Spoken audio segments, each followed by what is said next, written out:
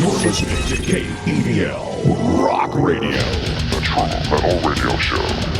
Oh my God, that video kills me. It's the worst, single worst video almost pretty of all out time. there. It's Yeah. Crocus and they're coming to kick our ass. It's horrifying. I missed that show. That's fucking fantastic. Mike Judge is a genius. Yeah.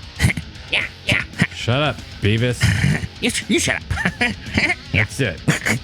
Dude, you were saying something while we were watching this about a show. Mike Judge? Yeah, Mike Tales Judge. from the Tour Bus. That's fantastic. We got to check that out. What is that? It's on Cinemax. It's an animated thing where he talks, basically he tells some sort of, classic road story from various bands or various musicians or whatever, and it's all animated. That sounds great. We got That sounds badass. Anything Mike Judge does is going to be good. You just know it's going to be good. There's something not right with that boy. Speaking of something not right, I believe we're owed some punishment shots Dude, from this me. is fucking disaster. And I apologize, guys. I just want you guys to know that all those things are the new rounds of just ass that we're going to be dealing with over the next My few understanding, weeks. Chad, before the show, right before you showed up, Scott, was explaining to me that when he went to go get these shots, he's actually now working with the guy that runs the liquor store to find the worst crap that he can find. Dude, so the he's guy's like helping me pulling out. stuff aside. Can you bring mine? Thank you. Yeah, I'm gonna. On my feet. I'm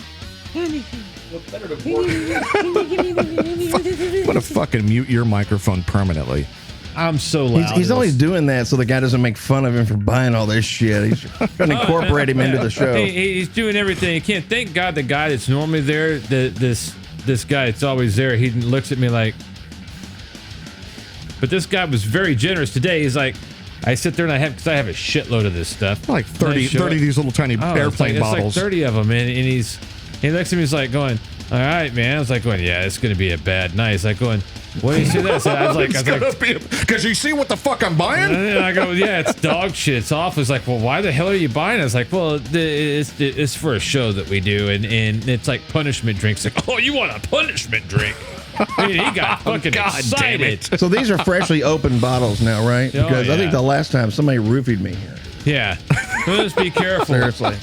Be careful. I think the thing is, Chad's in charge of the liquor, and he was pretty pissed off that you were whooping his ass. That could have been it. All kinds of So- trivia. Tried to that night. shame me. Guys, so you do know, we're drinking peaches. First, Okay. smell it. Let's see what it's. It does not smell like peaches. Oh, that smells like antiseptic. This is something that Dude, this is that's bad. what women put on their. This is this is what you get to drink when you go into the bathroom, and they got the little bottle in the goddamn tub. Oh my god! This is like what you gargle with this after you just left a hooker or something. Yeah. Don't they normally have like little things sticking out of it? It's called massingill. It's really nice. Time for a little drinking pool. Here we go. Cheers, genitals. What are we, Sláinte, we guys. toasting anything? Here's to your birthday. Oh. We passed your birthday. We forgot to say. Sure enough. Merry birthday to you, sir. Thank you guys very we much. got to celebrate mine because I got that badass thing right there. Oh yeah! Happy Right on, birthday the to you. Happy anthrax thing. Yeah. Cool. Well, happy birthday to both of you Fantastic. sons of bitches. Listen Right on. to this guy. Here we go. All right, drink it like fine wine. That's gonna burn in the morning. That's nasty. I don't taste the peach one in that. There's That's not nothing. peach. Fucking on It's like fire. I just drank shampoo. That's what it fucking tastes Oh like. yeah, shampoo with It does. Everclear in it. Doesn't it? If It's like you It's mix like it's like Everclear with hotel shampoo. Hotel shampoo. It's like a boot. What the fuck is that? God, It's hotel shampoo. It gets worse as it sits in your throat. it's burning my belly right now. That is god awful. That's not peaches. Way to go. Yeah, that's not. There's not a lick of That's not- peach in that. I didn't taste a peach one. Oh my god. That's a peach, hun.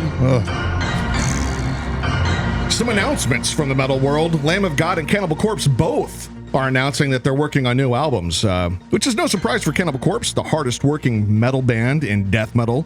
They tour 9 or 10 months every year, and then they stop to record an album before doing it all over again. That's all they do year round. These guys Dedication. are monsters. Yeah. Which is why they're fucking legends, you know. But Lamb of God has me a little worried. This is going to be their first album without drummer Chris Adler, who left the band because they were getting too formulaic. Back in 2016 or 2017, I forget, he was in a motorcycle accident, and of course he was out at that time, and a replacement drummer came in, a very competent drummer came in. Yeah, he's very competent. Very, very good. Obviously good enough to be playing what they're playing. But then Chris didn't come back. He got better, and then in 2018, last year, he officially announced, "Hey man, I've been fine or 2019 rather." Yeah. He said, "I've been fine since 2018. I'm just not coming back. The band is too formulaic for my taste, and I'm going to move on." What does that mean? Formulaic? Well, if you listen to their albums, I think it's very strict. I think when you start getting into more syncopation and you start breaking it too much apart instead of just having that free flow. But they've always been that way. Yeah, they have. I think they've always been that And way. some so albums, I don't know. some albums they do a better job of making it entertaining, and some albums they can linger a little bit. It feels like a. But you know, if what you want is that sound, you can't get it really any other this way. is what I say for most bands, and until you start mimicking yourself, because let's say after about 7 albums, what do you expect? I mean, let's see the how well you stay. Okay, so that on that topic though, the reason that I mentioned Cannibal Corpse right next to these guys is Cannibal Corpse has a sound, but they're to somebody who doesn't love Cannibal Corpse, you might say that they sound the same. Every album sounds the same. It sounds formulaic or something.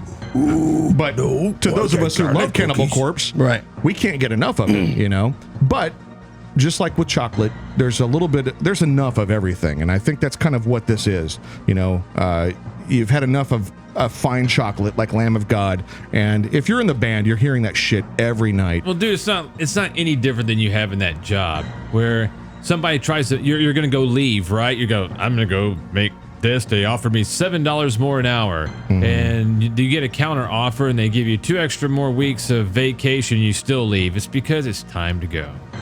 It's just time. You know what I'm saying? Right. You want to do something different. Stretch your legs and go do something different. I mean, That's what a lot of these people want. They want bands that never change. Yeah, You know? they want the same thing. But you know, if you're buying a brand, you want to know that that's what you're getting when you Right. buy the album. I will say, in the early days of metal, at least early for me, when we were buying Metallica albums, Right. it was a big deal. You shut up. I don't want to hear that name ever again. It was a big deal. We'd wait in line sometimes. Who's we? You got a frog in your pocket? You did too, I motherfucker. know it. God damn it. I don't like it. When metal was metal, as they say for the old folks. Well, it's But pretty predictable. The first 4 records, you know, and then when they, you know, even I didn't copied think the they were- exact song. Some They just people- reversed 2 songs on the end of the track. I mean, some they people did. don't accept Injustice for All, whereas I let them have it. You know, I let them have that. I After felt- that, no. I thought there was nothing wrong with Injustice for All. It was just the way I it don't was think so either. recorded. I thought it was a like- good album. It was just, if it would have been recorded differently, it would have been a completely different album. And who's to blame for that? Did they let a musician into the engineering job? Well, Rasmussen still did the same album. Just the same guy that did that album did the previous 2 albums. So that tells you there was some divine intervention Yes, going on. somebody in was there. telling him, "Hey, move that knob up, move that lever up right there. I want to hear Let's less get of rid this." Of that bass. We all Yes. know the story, and That's that's, why exactly we all what think- happened. That's why I got. This is where why the I got him. beginning- He's right here. Hold on. Say something. Get that out of your mouth. He doesn't want to. He played drums on it. But I used to defend him a lot. no shit, you did. Well, I defended him because he's the fucking drummer for Metallica during the days that we loved Metallica. Nobody else would have played it that way. He did a perfect job for what was needed at the time. But I thought he was a great cymbal worker. But I he thought he had a good the way he did with Metallica. very I thought he was- flavorful. Yeah, and I he thought had was. no business at all making mixed decisions. This is where his arrogance starts to come forward and go past what his station is in the I band. don't want to hear bass. I can't hear my kick. Yeah. Really? That sounds like somebody who doesn't know the first fucking thing about engineering. Trust your fucking engineer. We're digressing. No. Anytime Yeah, we're Do Bitching this bitching all and the kicking time. that- We bitch about Metallica No, all we the time. bitch about Metallica and we bitch about Live Nation. That's what we do here. We get letters. We get letters telling us to stop. We get instructions from people telling us to shut the true. fuck up, and then we keep doing it. Hey. That's what we keep doing. I'm But, surprised yeah, I that mean, 'cause anybody we even could- cares anymore, but there's a lot of them out there that do. we could literally spend every week kicking that same horse over and over and over again. Or we could just and we keep do. writing the albums like they do. Funny that you say How about that. that. Oh, did we get set up? No, I was just saying that's what we do every week. Yeah, we literally could, and that's exactly what we do. Yes, that's the joke. What it is. That is. All right. I don't know if we've been playing a lot of punk in the past several episodes, and we've been getting a lot of feedback about that. People apparently think that punk has no place on a show about heavy metal. Why? To them, I say that they're fucking idiots because... Dude, if it wasn't for punk, you wouldn't have had Iron Maiden. Thank you. If you wouldn't have had Iron Maiden, you wouldn't have had a whole lot of metal that followed right after it. Punk, particularly Punk old school or everything. hardcore, Well, absolutely. Hardcore is different, and in that, without hardcore, you wouldn't have a slew crossover of thrash and all the other stuff that comes from it. It's all relative. It's had a huge influence on every genre of heavy music, period, from crossover to death to, Maiden and all that stuff. So to help prove that point, Deicide, Cannibal Corpse, Gwar, Agnostic Front, Municipal Waste, and several other heavy bands are releasing a tribute album to hardcore punk rock legends Dayglo Abortions. Right on. They've actually been working on the album for so long that the late Gwar vocalist Dave Brocky is even on the album. So this album is coming up. I don't know exactly when it's going to be released, but they've released one of the songs. And can you guess how long it is? It's going to be about 45 1 minute seconds. and 14 seconds. That's a perfect guess. It's a minute and a half long. It might as well wrong. be. It's just right on though. That's exactly right. So we're going to play that, and then we're going to follow it with an actual Dayglo Abortion song from 2016, one of their newer things. Then later in the show, we're going to actually play some Deicide, too, because I'll lose my fucking mind if I hear Deicide cover Dayglo Abortions, and then I don't get to hear Deicide play Deicide, because I fucking love Deicide. They keep me grounded. Liquor and Deicide. Hail Joe Pesci. From the upcoming Dayglo Abortions tribute album... The Toyos. From their upcoming Dayglo Abortions tribute album, Fuck the World If They Can't Take a Joke. What did you say? Yeah, fuck the world if they can't take a joke. Oh, I remember that hit song. The first song is going to be Deicide, featuring Rob Barrett of Cannibal Corpse, covering Dayglo Abortions Inside My Head. In Cookie Monster. And then we're going to hear a real Dayglo Abortion song, I Love My Mom, from their 2016 Armageddon Survival Guide. That's very sweet. Isn't that nice? It's a love song. It's a love song. I like to dedicate this to all that Nashville pussy. There we go. Here's Inside My Head.